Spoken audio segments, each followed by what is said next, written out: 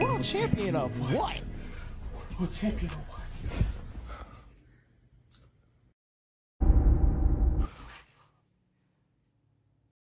I can drop a world lead, I don't even like running. You gotta run fast just to go and get some money. I'm no Elias K, you know how I'm coming. I ain't going to no Olympics, I ain't running, I ain't jumping. I can make 100,000 at the crib being funny.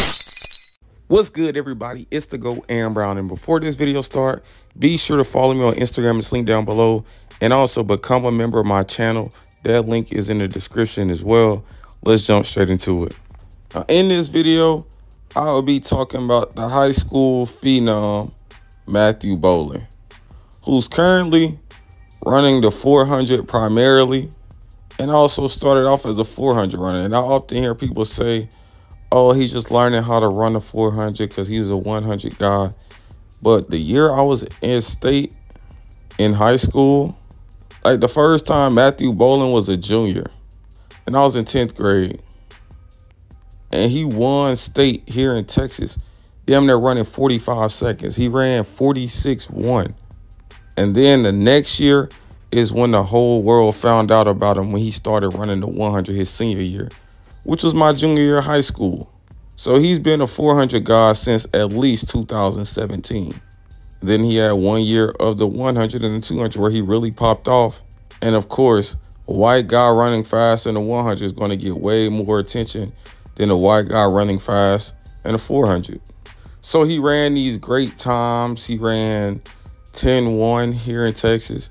He ran like 20.3. And you had all types of articles, because we had people in high school run way faster times than this, but they never garnered this type of attention.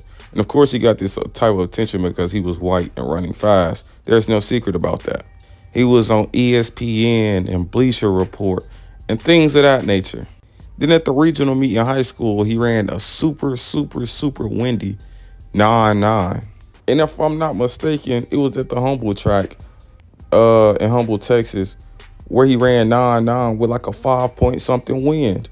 So of course, he couldn't physically run 9.9 at the time, but that was gassed up like he was the next great hope.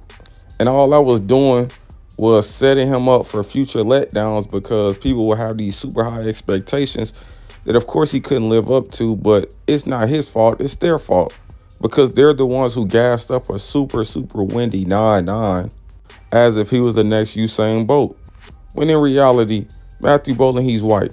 The fastest white sprinter of all times, Lemaitre from France, has ran 9.92.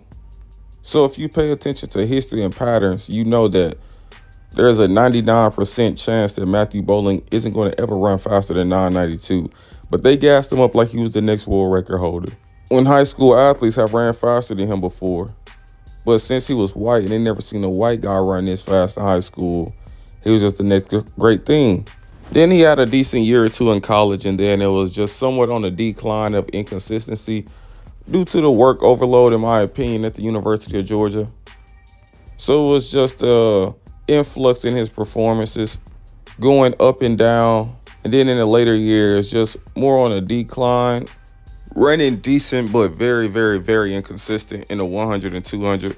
In my opinion, like I always tell people, when it comes to track and field, you got to strike when the iron is hot and strike as young as you can. I was thinking Matthew Boling should have honestly went pro out of high school. Granted, he wasn't running like crazy times, but 10.1 was fast enough, like especially for a white guy. And the attention that he got, just off the attention and being white, he would have got a decent contract. But he went to the University of Georgia, and he did pretty decent his first year. It wasn't nothing too crazy. And then his second year, he ran really well. And I think after his second year, that's the year he should have left college. But for some reason, most people don't strike when the iron is hot. And I often say that running fast does not last long. You only run fast for a very short period of time when you look at the grand scheme of things. Like, education and school will forever be there. So, and then also a lot of people associate going pro with like dropping out of college. Like, you can still do school while you're pro.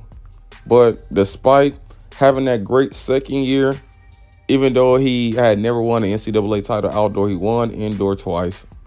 It was like, why not go pro? Like, the hype is already there. You ran 19 seconds. You ran 9 seconds.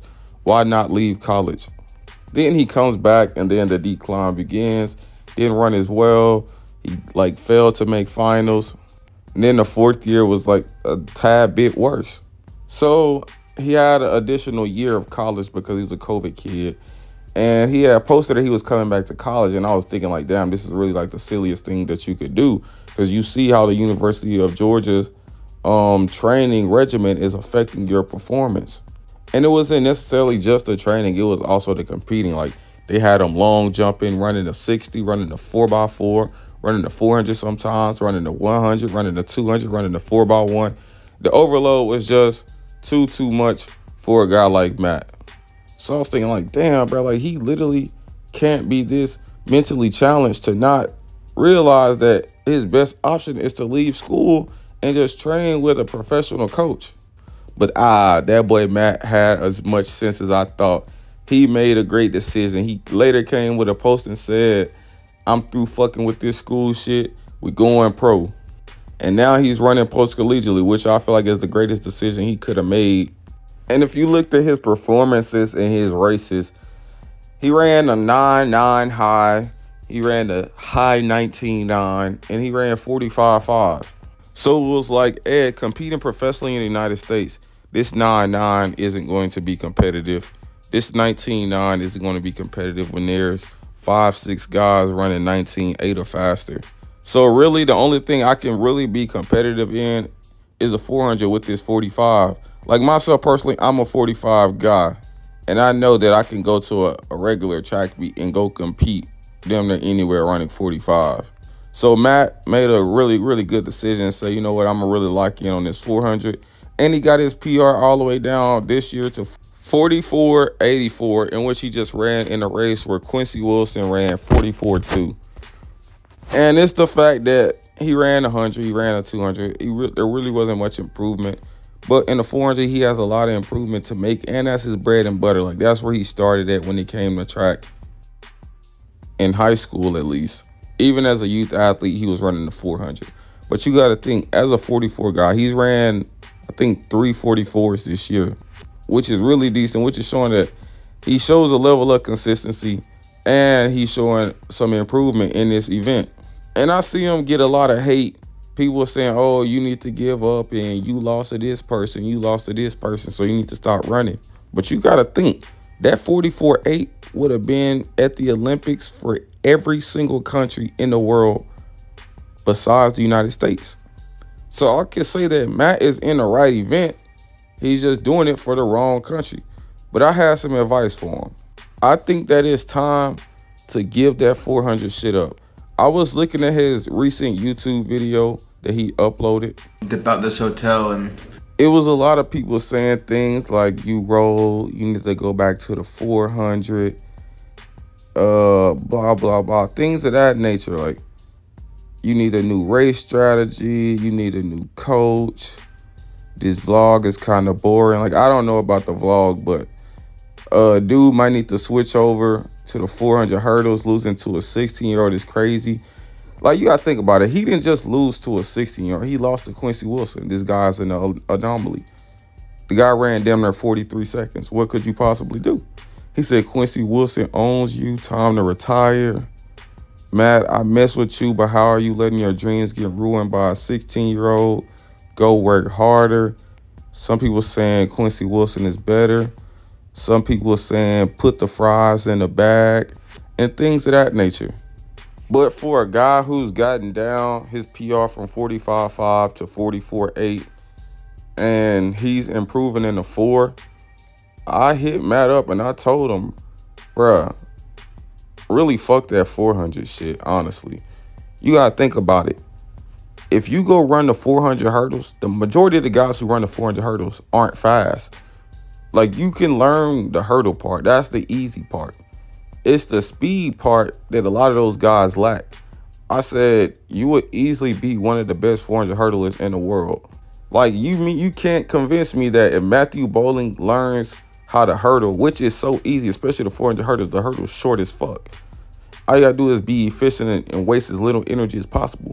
But you can't convince me as a 44 guy Not just ran 44 one time, ran 44 like his last 3 races type shit. As a 44 guy, that Matthew Boling would not be better than CJ Allen and Trevor Bassett in the 400 hurdles. You just simply can't convince me of that.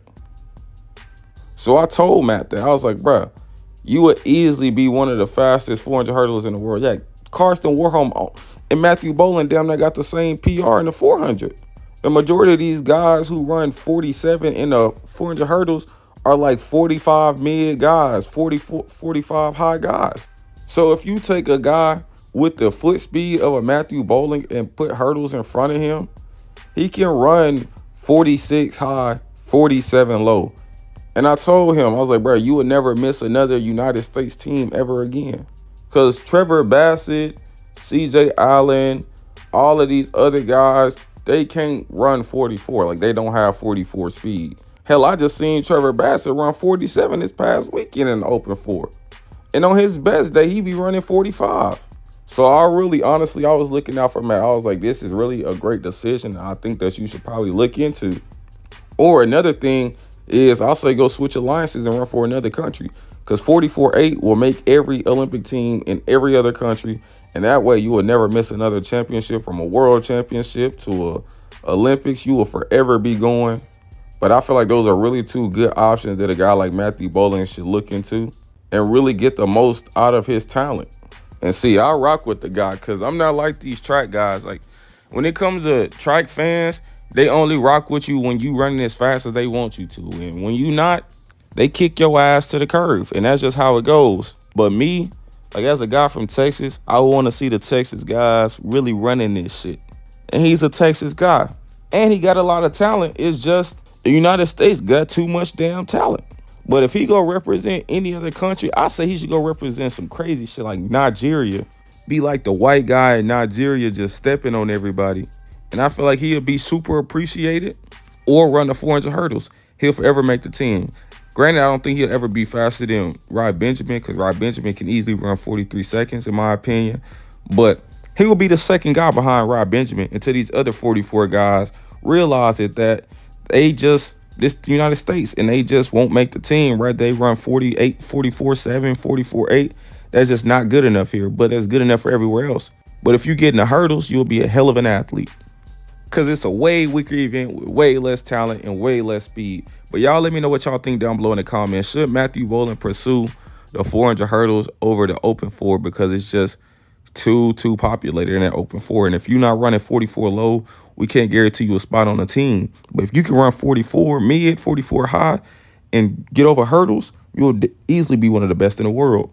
So let me know what y'all think down below in the comments. Be sure to subscribe to my channel and become a member. I'm out.